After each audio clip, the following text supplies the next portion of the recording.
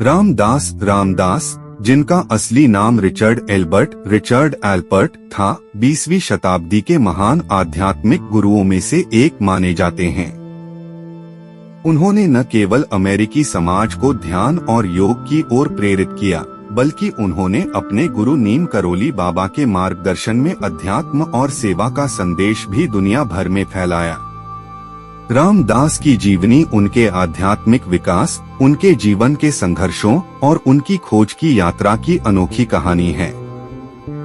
प्रारंभिक जीवन और शिक्षा। रिचर्ड एल्बर्ट का जन्म 6 अप्रैल 1931 को मैसाचुसेट्स, अमेरिका में एक यहूदी परिवार में हुआ था।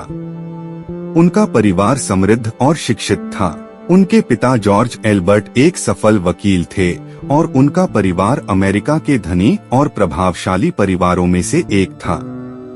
रिचर्ड की प्रारंभिक शिक्षा और परवरिश एक स्थिर और सुरक्षित माहौल में हुई।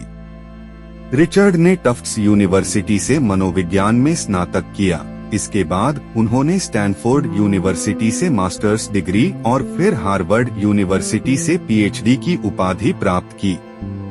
रिचर्ड की शिक्षा में उनकी रुचि विज्ञान और मनोविज्ञान के विभिन्न पहलुओं में थी। हार्वर्ड में उन्होंने शिक्षण कार्य शुरू किया और जल्दी ही वे एक प्रतिष्ठित प्रोफेसर के रूप में उभरे। टिमोथी लीरी और एलएसडी प्रयोग।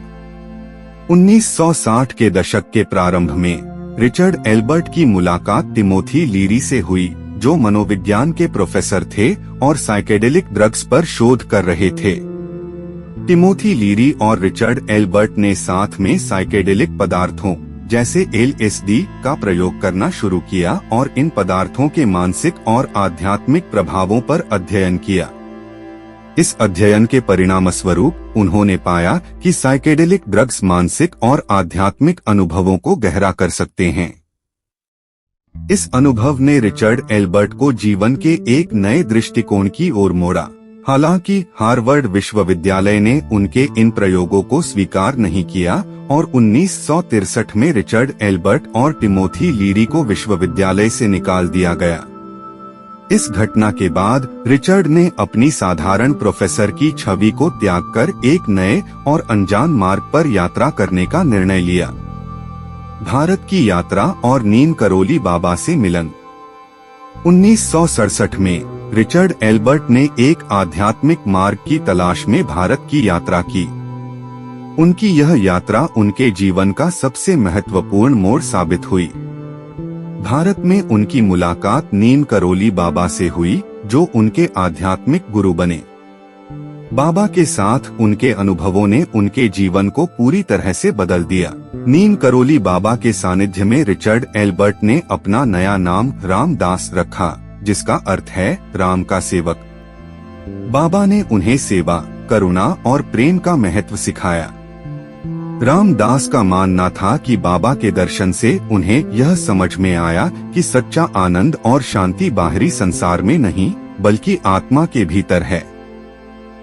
बाबा ने उन्हें यह सिखाया कि निस्वार्थ सेवा ही आध्यात्मिकता का सबसे बड़ा मार्ग है। बी हियर नाउ और आध्यात्मिक मार्ग। भारत से लौटने के बाद रामदास ने अपनी आध्यात्मिक यात्राओं और अनुभवों को लोगों के साथ साझा करना शुरू किया।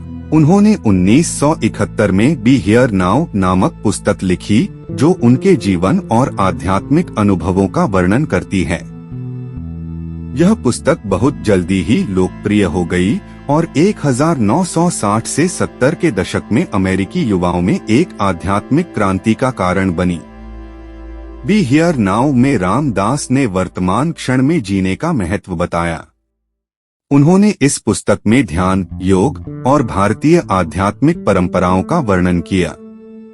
इस पुस्तक ने पश्चिमी दुनिया को भारतीय दर्शन और अध्यात्म से परिचित कराया और योग और ध्यान को लोकप्रिय बनाने में महत्वपूर्ण भूमिका निभाई। सेवा और करुणा का संदेश।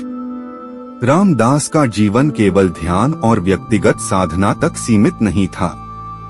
उन्होंने सेवा को अपने जीवन का मुख्य उद्देश्य बना लिया था। बाबा नीम करोली की शिक्षाओं के अनुसार रामदास ने यह समझा कि सेवा करना ही सच्ची आध्यात्मिकता है। उन्होंने अपने जीवन को दूसरों की भलाई के लिए समर्पित कर दिया। 1974 में उन्होंने सेवा फाउंडेशन की स्थापना की, जिसका मुख्य उद्देश्य समाज के वंचित और जरूरतमंद लोगों की सेवा करना था। इस फाउंडेशन ने भारत में अंधेपन को कम करने के लिए कई कार्यक्रम चलाए और लाखों लोगों को आंखों की देखभाल और ऑपरेशन की सुविधाएं प्रदान की। रामदास का मानना था कि सच्ची सेवा वह है जो निस्वार्थ भाव से की जाए, बिना किसी व्यक्तिगत लाभ के। व्यक्तिगत संघर्ष और परिवर्तन।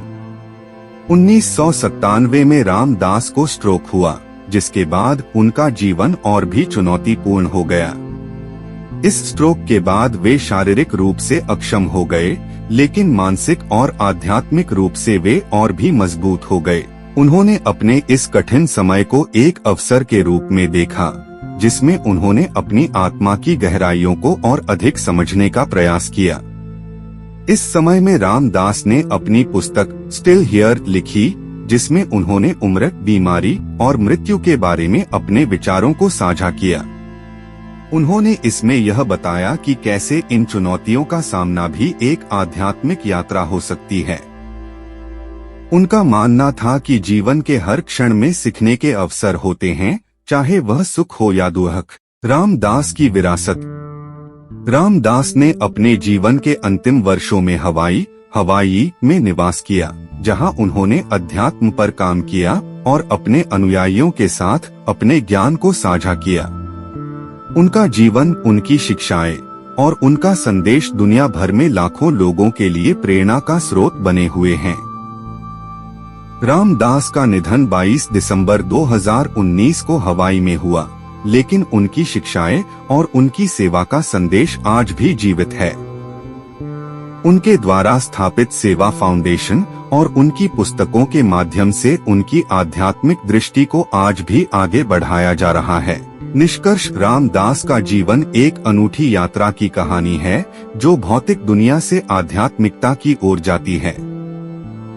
उनके जीवन ने यह साबित किया कि व्यक्ति चाहे किसी भी पृष्ठभूमि से हो, यदि वह सच्ची आध्यात्मिकता की खोज में निकलता है तो उसे शांति और आनंद अवश्य मिलेगा। रामदास ने न केवल अपनी आध्यात्मिक यात्रा को पूरा किया, बल्कि अपने अनुभवों और ज्ञान को दूसरों के साथ भी साझा किया। उनके जीवन और उनके संदेश से हमें यह सीखने को मिलता है कि सच्ची आध्यात्मिकता सेवा, प्रेम और करुणा में निहित है।